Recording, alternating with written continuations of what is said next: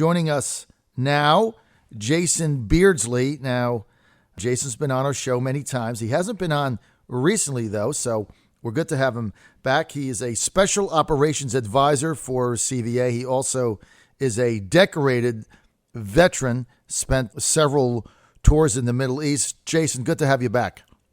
Hey, good morning, John. Thanks again for having me. And, our veterans and your audience, I think they love hearing from you, but they want updates. They want to know what's going on with the system. So we really appreciate what John Fredericks, you do for us and popularizing, this message, which needs to be heard by all Americans.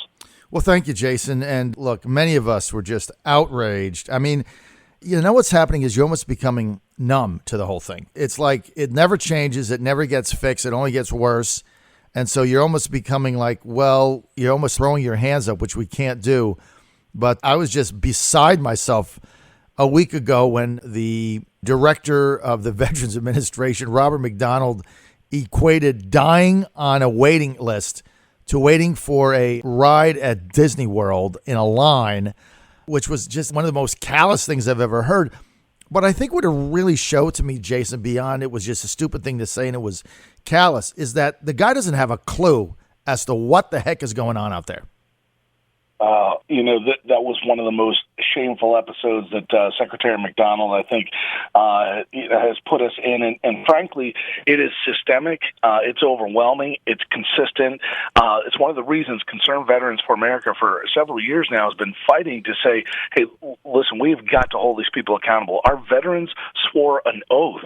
And in that oath, our partner, the U.S. government, the Veterans Administration, they continually betray that oath. And our veterans deserve much better than that. But to minimize those wait times and say that's like an amusement park or that's like going down to Disneyland, frankly, that's shameful, and nobody should be allowed to keep their job after saying something like that. That is dismissive of everything our veterans have fought for. It was so horrible, and, we spent a week railing on it, but there's been no change, Jason. I think this is right. What is really frustrating America. And, Trump's campaign slogan is Make America Great Again. I would just want to see Make America Work Again. I mean, nothing is working. And you look at this VA thing and, we go through these, we pass legislation. You can fire people. We can do this, do that. Nothing changes. Yeah, it's important that your audience understands, and I think they do. They're smart. That this is number one. It's not a money situation. The budget has increased, something like 70% in the last 5 years or 6 years. So they're getting $163 billion. That's gotten huge, right? But this is about leadership, and it's about failure inside the administration. It's about a cultural change. If the veteran of the VA or the secretary of the VA can say this, and he's not held accountable, that means it's coming from the top. We have not elected leaders who will stand up for the veterans. Remember, again, these are veterans that upheld the honor of America overseas, defending our nation against enemies that are foreign, only to come home and get crushed by enemies domestic. The bureaucracy, the betrayal, the apathy. When you talk about Donald Trump, our veterans and constituents, we've been at odds to look for someone who is going to stand up for us, for Americans. So Concerned Veterans for America, well, we're not political. We want to make sure that we're calling to account every one of our leaders that has failed our veterans, both on the battlefield but here at home again. They've betrayed themselves, and they've shown, for the most part, there's a lot of party leaders on both sides that have shown zero faith in the voice of the people. Well, this year, with all the hand-wringing we've heard and all the caterwauling, Concerned Veterans for America wants to make sure our veterans are out there voting and making sure that we're holding the legislators, both local and national, accountable. Well, it's just unbelievable. In Donald Trump's press conference yesterday, he said something, and really Hillary couldn't even respond to it. But he said, look, if there's a veteran waiting for care and they're on a line and it's over a day, he said, I'm just going to pay for them to go to the hospital or the doctor up the road. And I think at least now we're getting somebody who is saying, I'm going to find a way to fix it. And then Clinton criticizes him and says, well, he's trying to privatize the VA. I mean, we're never going to get anything done with that type of an attitude, I don't think. Amen. And, that's a great point. When you talk about Clinton's criticism of privatization, the Concerned Veterans for America put together an incredibly comprehensive plan that included choice for the veterans.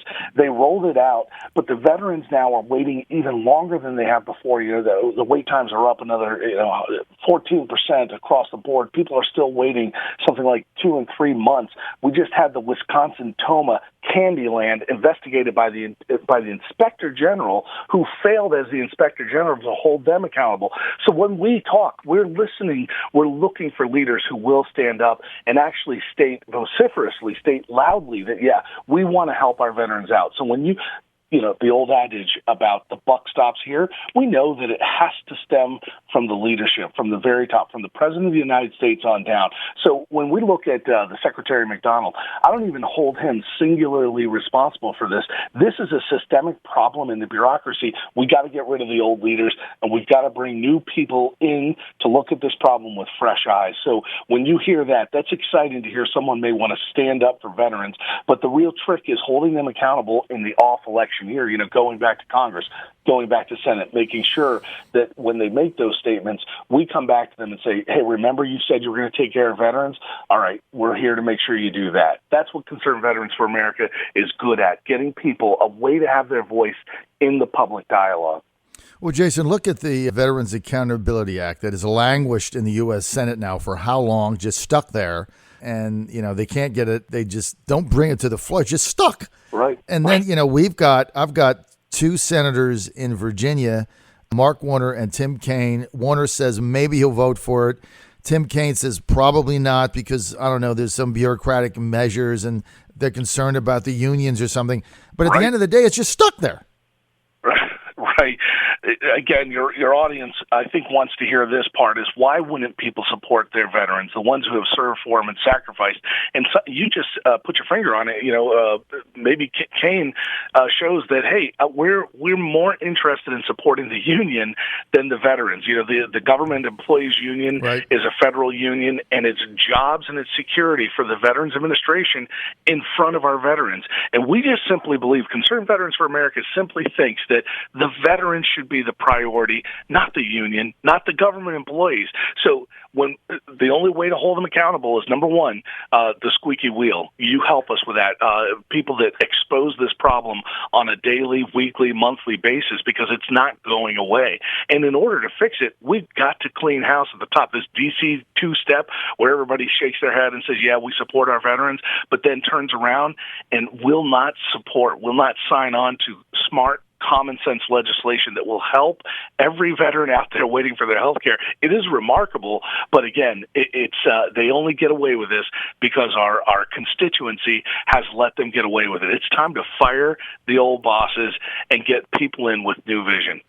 So what about Secretary McDonald? Remember, he came in with fanfare. He was a veteran himself. Yep. He was a CEO, and it looked like when Obama brought him in, okay, maybe we're going to get somebody that'll fix this. He was there 3 weeks, and he was already defending the employees, and now he's just become part of the entrenched system. Why doesn't Obama just fire the guy? I think you exposed the problem right there. Again, the buck stops at the top. And again, if Secretary McDonald truly wanted to fix the VA, my sense is that he would not be able to because this has to come from leadership. The president has got to put a mandate down inside that union, inside the Veterans Administration, say, I want to change the culture. But you haven't heard him do that. What you've heard them say is minimize the wait times. There's not really a problem. The wait list wasn't that bad. And so it's natural that the secretary is only echoing, he's a cabinet member, so he's echoing the administration. So I want to shift the blame from, the guy inside the administration who's only doing the marching orders for the guy at the top. This is about a president lacking leadership. This is about a president failing the men and women who, again, served honorably in the nation's conflict, not just in Iraq and Afghanistan. We're going back to Vietnam. You talk about men and women who served there honorably and came back. They've been kicked in the guts. This is decades old now. So it's really time that this systemic failure was, number one, exposed. Concerned Veterans for America helped do that back in Arizona when we found 40 veterans who died on wait list, and we continue to expose it every day. And so you help us do that. There are papers that want to cover this now, and every time there's a new scandal, like you said, it's like a broken record. But the way to get past that broken record is, hey, look, we want to get inside with our constituents. We want to find the veterans, illuminate the problem for them, and then show them tools on how are we going to fix this? What are we doing about it? So the CV4A.org website is a fantastic resource. It's CV, the number 4A.org, and that's where you can go to kind of find out what our initiatives are. But we want people involved so that we actually have a method, a plan of action. It's very military, but we have a plan of action on how we're going to make change in this system. It's very difficult, though. We need everybody's help, John. Let me just ask you this. Jason, if a President Trump said, okay, I want Jason Beardsley as the head of the VA, and you were installed in that job, what are the first 3 or 4 things that you would do in order to get real progress there? So, number one, hiring and firing. The culture is corrupt, so we need to clean house. So that's everywhere we have people that are under investigation or have failed our veterans. Done. That's it. Push them along, get them out. They're not interested in caring for our veterans. Number 2, I want to make sure that where our veterans are being taken care of, those centers are in place and no change. But for those who are in wait lines, those who can't get care, we want to give them the opportunity, the choice to seek that care elsewhere. So that's the institution of choice, making sure that they're able to spend their benefits, their money, their insurance at a doctor of their own choosing. So they volunteered to serve in the military. Let's let them volunteer to get care where they are best taken care of. So number 1 is, hiring and firing to change the culture. Number 2 is make sure the veterans have choice. And number 3 is I want to go back and look at where do we best spend our money, and it's going to be right in the veteran's pocket. I want to find out why we're spending so much money on institutions, brick and mortar, doctors, unions. Get that culture changed so we shift money and make sure that the veteran is the most important person in this transaction. Let's find out from him or her what they need, what they want. We've done the polling. We've gone across the nation to talk about it. Veterans are excited that they may actually have a choice here. But we have a lot of work to do. We're losing 22 a day, really more than that. That's the number recorded, but we're losing them to suicide. They're not getting the care they need. So I would make a tremendous effort to make sure we need to reach out to these veterans, let them know that we're changing the system. Now, I'm not the secretary, so I don't get to do that. We put some great plans together. There's a task force on fixing the VA. I'll encourage everyone to look at that on their own. It's not about privatizing. It's about ensuring it's optimized or it's made efficient for the veteran. So those will be my 3 things right there, top priorities. Do you think Robert McDonald ought to get fired?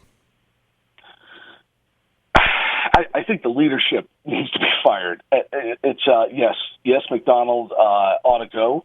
But if we were to replace him right now under the current president, under this current administration, we will not see change. I'll say it again. The buck stops here. We know that what that really means is what the president says is really going to ripple through that administration. If the president is okay with these wait lines, if the president minimizes what our service members are facing in this bureaucracy, then the president is the one that we ought to be looking at changing this system. He hasn't shown the muster for it. He hasn't seen this as a problem. And so the fact that the President of the United States of America, who has sworn to uphold the oath that the veterans actually fought for, he's the one I think that we have to hold accountable for this.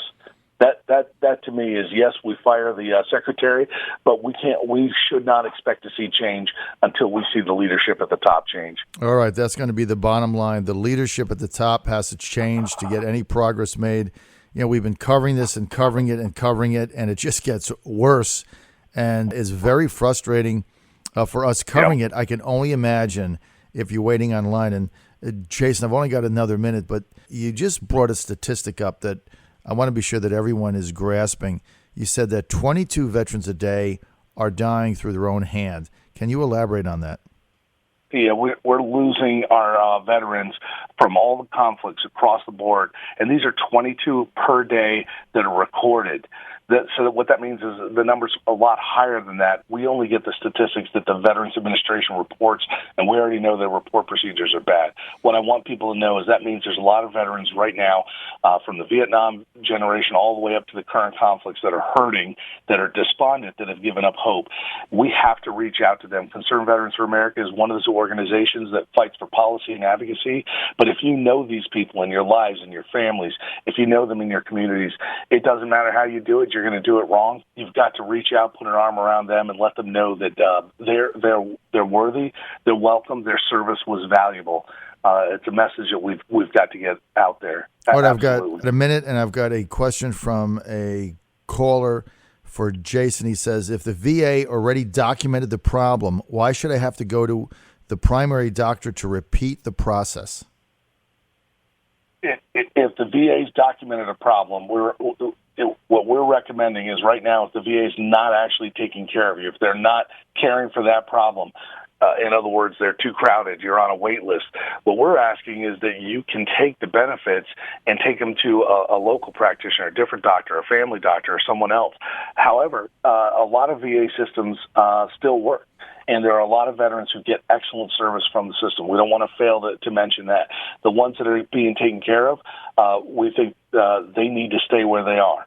But for those who aren't being taken care of, this is not a wheel of fortune where you spin the wheel and if your number comes up, you get lucky and you get served. The best service in the world is worthless if you die waiting for it. So we're saying all we're recommending is that they take that money that's programmed for the veteran and they're allowed to shop it on the market. So will you have to go to another doctor? It depends on your VA system. That depends on your particular case. So hopefully that answers the question. But there are plenty of things that we can do. I'm going to just tell you, changing the whole system bureaucratically in one fell swoop, very, very difficult. Right. And our veterans shouldn't have to wait for that. It's going to be incremental. Jason Beardsley, we're out of time. Thanks for being with us. More info, CV, the number 4A.org.